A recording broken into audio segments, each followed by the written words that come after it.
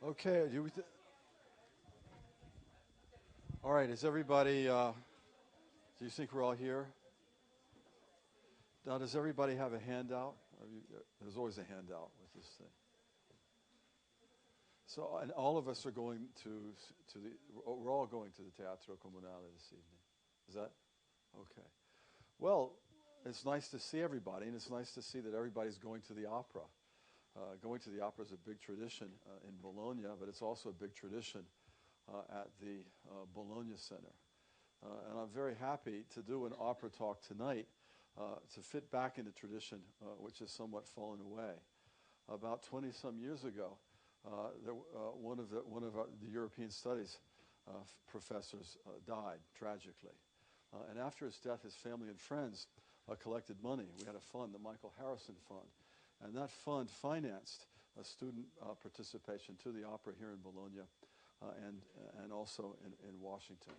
He was a historian of France, but he also had written about Verdi and Wagner. And so in the old days, I would always do a talk about the operas with the students before we went. We didn't have that much money, so I think it was only about 3 students plus me and maybe somebody else. And so I think this started in 1993. I carried it on until I left in 2003. So I'm happy to be back and doing a talk about an opera to students in Bologna before we walk over there.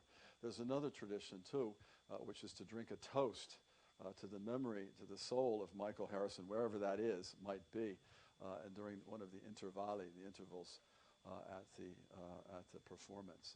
Now, today what I thought I would do would be to give you a brief and to-the-point talk about Tosca, whose purpose is practical. So, in other words, what do you need to know before you go into the opera, before you see it? So I'm doing this on the assumption that you don't already know and love Tosca, but rather that you are beginners. And there are basically 3 or 4 points that I want to make. The first is to talk about the structure of the opera. How is it organized? And what takes place where? Then the second thing is to talk about the historical background to the opera. And here I'm not going to talk about the history of its composition, but rather the history of its setting, Rome, 1800. Then the third thing I'd like to do is talk about the music and the characters, and I'll do them together because essentially the characters express themselves through music. And then lastly, I'd like to say something about the Teatro Comunale di Bologna itself, where we're going to go, some of its history, and some of the things that you might want to look at when you are there. Now let me start with this first point, which may seem a bit odd, the structure of the opera. And my first point has to do with what is opera? Opera is drama in musica. It's drama in music. And so we really want to start with drama. Now, how does drama work? What does drama do? What do you have to do, whether you're Shakespeare or whether you are the authors of the House of Cards television series for Netflix? What do you have to do? What is drama all about? Well, I want to focus on the structure of drama. Basically, you always have to do what? You have to introduce some characters. You have to introduce them at the very beginning. And hopefully they are interesting characters that we're going to care about or going to want to follow. Then you have to create tension. You have to create conflict. You have to create drama between these characters. Otherwise, we're not going to watch it. And then you develop that conflict, that tension, that drama. And then you come to a climax and you have a resolution and the curtain comes down or the television turns off. So there's a kind of basic arc that I think is characteristic of all drama. The introduction of characters, the creation of tension, the development of that tension, climax, and resolution. So to the extent that opera is a drama, opera follows the same dramatic arc. Now, opera, like plays, like TV shows, carries out this development of tension through phases, through stages. And these we call in opera the same as they're called in theatrical performances or plays. These are the acts. The acts of the opera, the divisions of the opera, are the way in which this tension is developed through the course of the story. Now, what's the key thing in an act? What if you were one of the authors of House of Cards? What's the key thing you need to do? when you think about the structure of an act. You have to make sure that the audience comes back after they've had the drink during the intermission. Or in the House of Cards, that you keep watching the next episode. And so each act or each segment, each phase of this development has its own logic too, because you want to keep the audience coming back. So we start, opera is drama in musica. Drama has this arc. Now what I want to do is set out the structure of Tosca and say something about it, because the structure is very precise. We're looking at 3 acts. Each one of those acts has a very, very specific, precise, and real, you can visit it, place. And each act has a specific time, a moment when it happens, and each act has its own specific dynamic. So let's put this up. We have Act 1, we have Act 2, we have Act 3. Act 1 takes place in a church. And the specific church is Sant'Andrea della Valle in Rome. This is a huge, soaring, Baroque church. And it's a wonderful place. I think the best way of thinking of Sant'Andrea della Valle is a theater within the theater. A theater within the theater. And this is the place where at the beginning of our opera, we're going to meet the characters, and we're going to see the initial conflicts and tension. This is a place, what happens in church, this is where the sacred meets the profane. This is the place where the flesh meets the soul. This is the place where angels wrestle with demons. We're going to have lots of sin suppressed and on display. Now, this also has a particular moment. This is the afternoon of the 17th of June, 1800. The afternoon of the 17th of June, 1800. And that's Act 1. I'll come back and what I think the dynamics are later. Then we move to Act 2. And Act 2 is a palace. And this too is a specific palace that you could visit. This place is the Palazzo Farnese. The Palazzo Farnese. The Palazzo Farnese is now the French embassy. It's now the French embassy, but I think you can visit it at certain times. Now, for our purposes, for the opera, I think you should think of it as Gestapo headquarters. This is Gestapo headquarters. This is a closed, restricted space.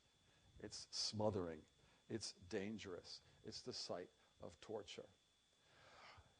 Having said that, it's also, in its real incarnation, the Palazzo Farnese, the place where one of the great Bolognese painters, Agostino Carracci, has done the most famous frescoes.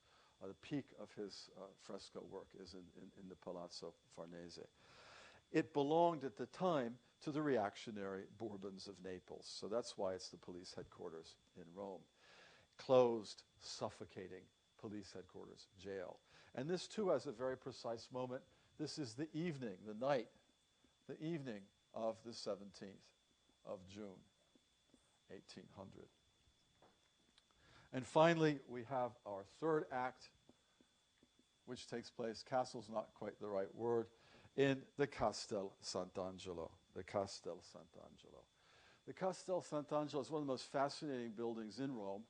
It began life as the mausoleum of the Emperor Hadrian. And you cannot miss it when you look across the Tiber up towards the Vatican. It's this magnificent Roman mausoleum, which was, of course, then converted into the great fortress. This was the fortress that protected the Vatican. This was the fortress that fought against the invading Lanzichenecchi in the sack of Rome in 1527. Now, for our purposes, what does it mean? It means the Bastille, or it means the Guantanamo of the Ancien regime, the great power. Now, I want to describe it a little bit because it means something topographically. From the top of the Castel Sant'Angelo, you have an amazing view of all of Rome. So it's as if you're on the top of the world, and you can see everywhere. And so it's this great open space. It's a prison, but it's the opposite of the Palazzo Farnese, which is closed and suffocating. This is open. You're on the roof. And the other thing is, towering above it is the great statue of the Archangel St. Michael. He's the Sant'Angelo that gives this building the Archangel Sant'Angelo. And here we have another moment, which is dawn on the morning of the 18th of June, 1800, the 18th of June, just as the sun is very really starting to rise. So we have an opera structured in 3 acts with 3 very specific locations which evoke different feelings on different moments, and I think they have different tensions. I'm going to give you my personal ones. After you've listened to it, you can change it. I think Act 1, we are introduced to the characters immediately, and there's a steady buildup of tension with a final dramatic moment, the great Te Deum, as it is as a victory of the Austrians is announced. So it's a very steep, dramatic rise. In Act 2, emotionally, in my opinion, we start at a very high level of tension already. It's very tense. This is a scene of torture, attempted rape, and murder. And it develops at a very high, claustrophobic, horrible feeling until the end when we get drama. Act 3 is going to start out at a much lower level of tension and proceed very slowly until the very end, where quite literally Tosca drops through the floor. So these are my own personal readings of the emotional tension, which fits within this dramatic arc of the structure of the opera as a whole. But I mean, you can disagree. We can argue as these things go on. Now, if this is the structure of the opera, what's the history to the story? Not the history to the opera, but the history to the story. And behind this is the clash of 2 great ideas, 2 great worldviews. On the one hand, we have the French Revolution. And on the other hand, we have the Ancien Regime. These are 2 diametrically opposed ideas, the French Revolution and the Ancien Regime. The vehicle of the French Revolution coming to Italy, of course, is Napoleon himself. So these are 2 conflicting visions of the world, visions of society. And on the one hand, we have what? What's the slogan of the French Revolution? Liberty, equality, and fraternity. Liberty, equality, and fraternity. What's on the other side? The other side is the holy alliance of the throne and the altar, the church and the aristocracy, the church and the aristocracy. Now, what is the political manifestation of these 2 things? On the one hand, in Italy, we have the Roman Republic. The Roman Republic. This was the radical republic. This was the radical Jacobin state, which was created by the French when they had invaded earlier. This is the embodiment of the French Revolution ideal in Rome. And on the other hand, we have its enemies. And its enemies are Naples, the Kingdom of the 2 Sicilies, the Pope, and behind Naples and the Pope, there is Austria and the imperial forces. So these are the two great contending ideas. In other words, the tension in this opera is between the idea of reaction on the one hand and revolution on the other. Now, why the 17th of June? And why the 17th and 18th of June? And here we have to do a little chronology. We have to start our story a few years earlier, in 1796. In 1796, the French, under Napoleon, invaded Italy.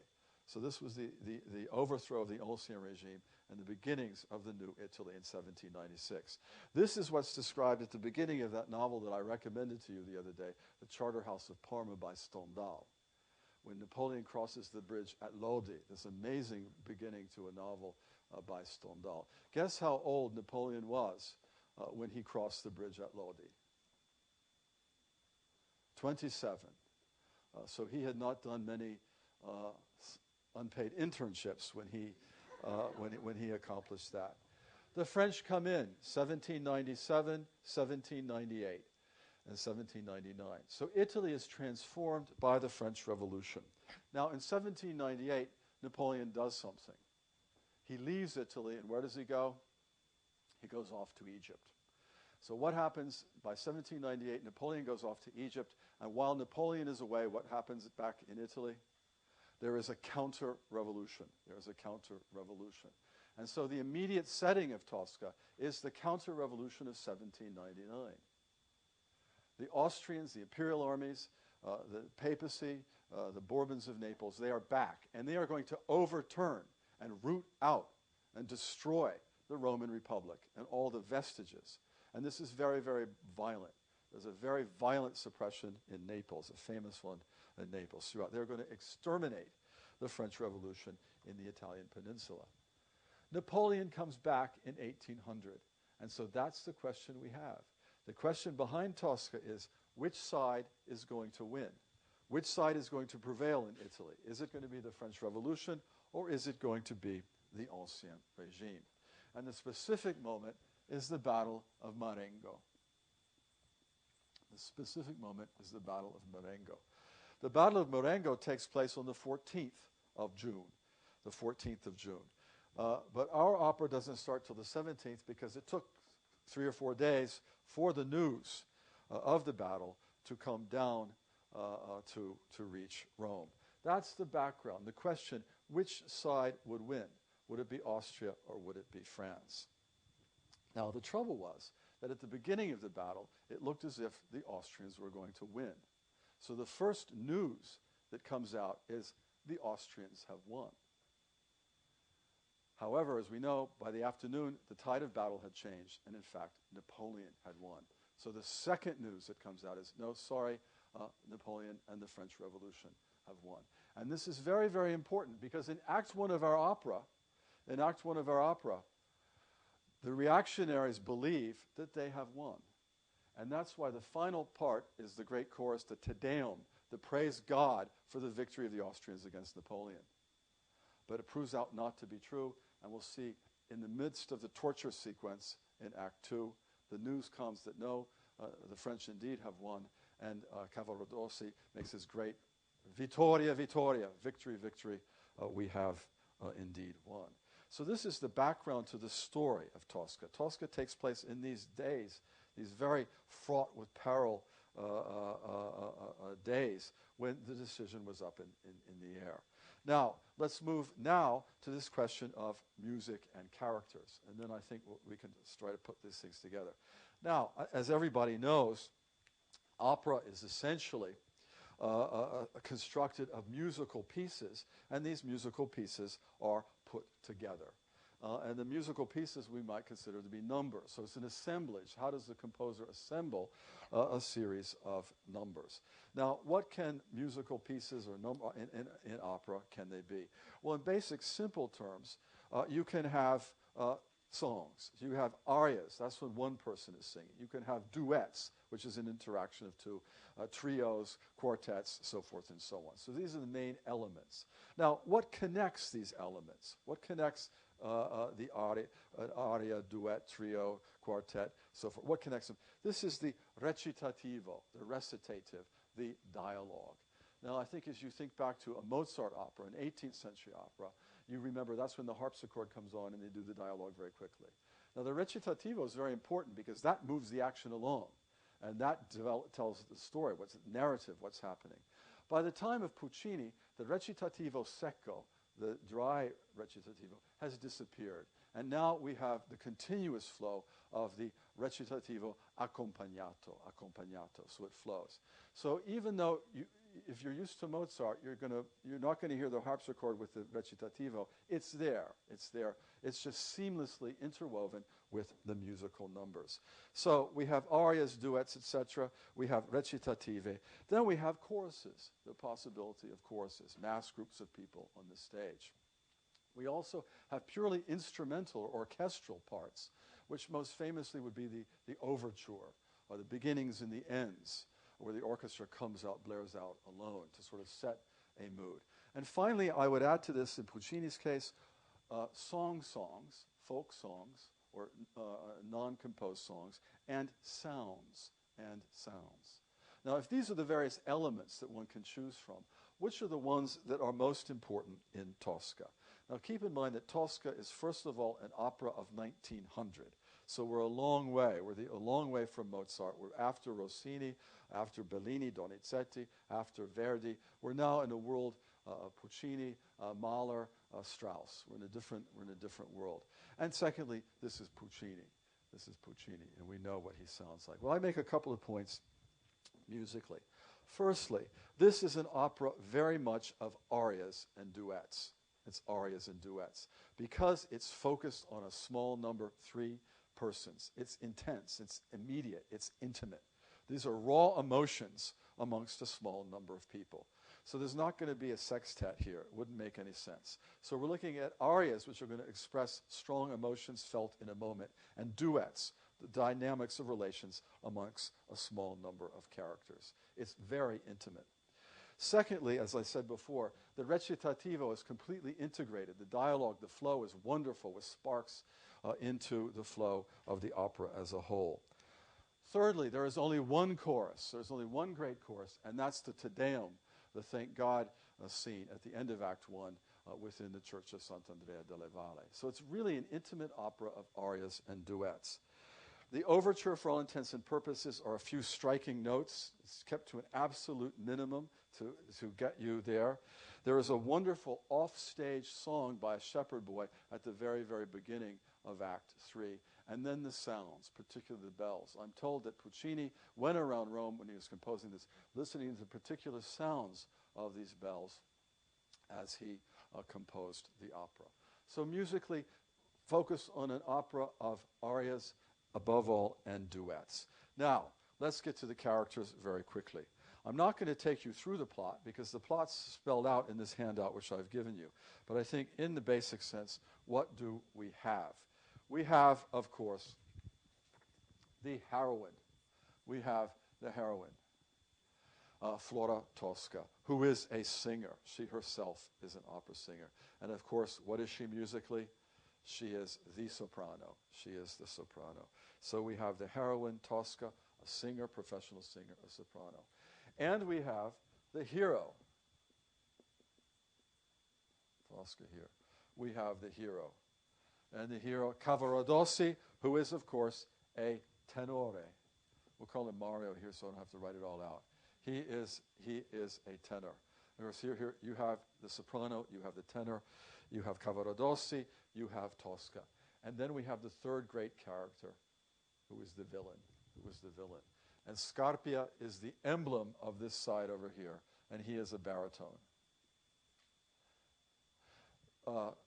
Cavaradossi is a painter, and Scarpia is the chief of police. These are the three great voices. These are the three great characters, and the essential dynamic of this is Tosca, Cavaradossi, and Scarpia. The dynamic is a triangle amongst them.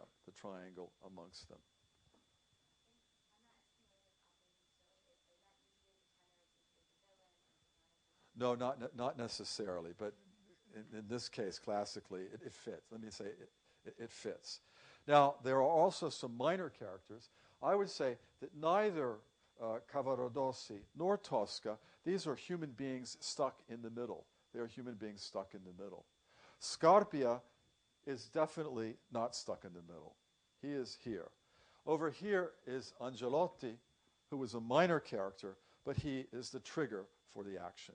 He is one of the former triumvirs or leaders of the Roman Republic who is being hunted down by the police. He's being hunted down by the police. So the essence of this is the dynamic between the two lovers, Tosca and Cavaradossi, Scarpia, who wants to kill Angelotti and kill Cavaradossi, and have sex. I say sex because it's not a question of love with Tosca. Scarpia is the great character here. Now, each one of these acts is associated with a great aria. In Act 1, the aria is Recondita Armonia, Cavaradossi. I'm saying this so that when it comes up, you'll pay attention. In Act 2, it's Visi d'arte with Tosca. And in Act 3, it's E lucevan le stelle, which is Cavaradossi. So the opera may be Tosca, but Cavaradossi has, at least aria-wise, some of the greatest hits. Now, what's the essence of the drama? As I say, I leave the unfolding of the plot to your handouts. It's where the personal meets the public. It's where the private meets history is the tension. These two lovers who find themselves in a situation, in a sense, beyond their control. Now, why is it beyond their control? It's beyond their control because of an evil system, because of Scarpia. And the issues that are there are love versus lust, betrayal versus loyalty, but above all, it's the cruel exercise of power by Scarpia because he can. And the thing about the Scarpias is that the world is full of Scarpias. The world is full of Scarpias. We see them here. We've seen them elsewhere. We read about them in newspapers. And there are even Scarpias close to home. Now, my final point, because we just have a few minutes left, is we're going to go to the Teatro Comunale. And I wanted to say a few things about it so that when you go in. The Teatro Comunale is really one of the most beautiful Baroque theaters around, period. It was designed by the Galli Bibbiena. The Galli Bibbiena were one of the great stage designers. They built theaters all over Austria, all over Central Europe as well as here in Bologna. Our particular Teatro Comunale was built in 1763. So it's 250 years old last year. It has always been one of the major houses historically in Europe. Remember, Bologna is a great musical city, and if you have not been to the Museum of Music, you really ought to go. You really see the great musical legacy. Mozart's only official qualification was at the Academy of Music here in Bologna. Now, about the theater, it's a bell shape rather than a horseshoe, which makes it sort of fun. I would look at the ceiling because it's got a beautiful fresco ceiling with the hole open so the chandelier could go up. And it also, unfortunately, we cannot visit this, but it has an underground works which raises and lowers the floor. But for security reasons, it's no longer possible to get down there to see it. Now, there are 3 tutelary gods hovering over this theater. One of them is sort of floating upstairs in the foyer, and that's Rossini. Rossini is, I think, the single most important musician in Bologna's history. He's really from here for all intents and purposes. He lived on Strada Maggiore. His house is still there. He got disgusted with the Bolognese in the revolutions of 1848 and fled, and never came back.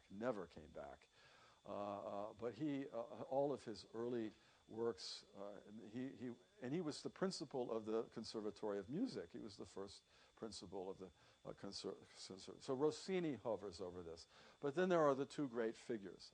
And in the lower lobby, when you come in to go up the steps, the 2 gods are there, one on the left and one on the right.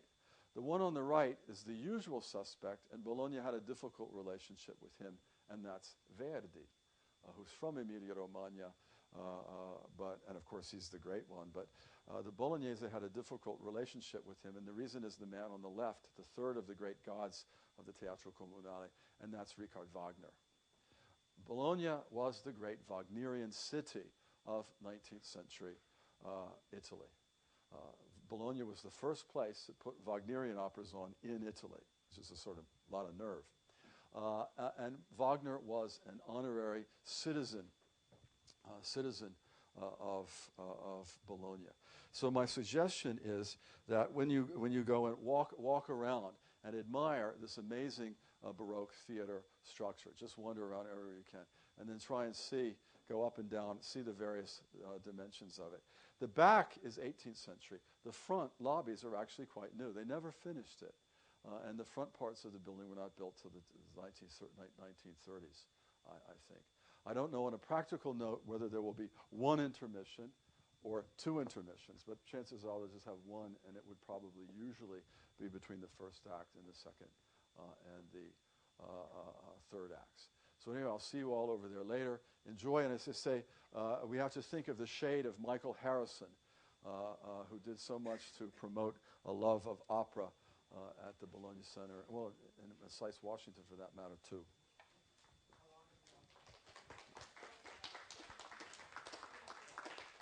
I think it says here, he gives you minutes, 2 hours or so. It's not a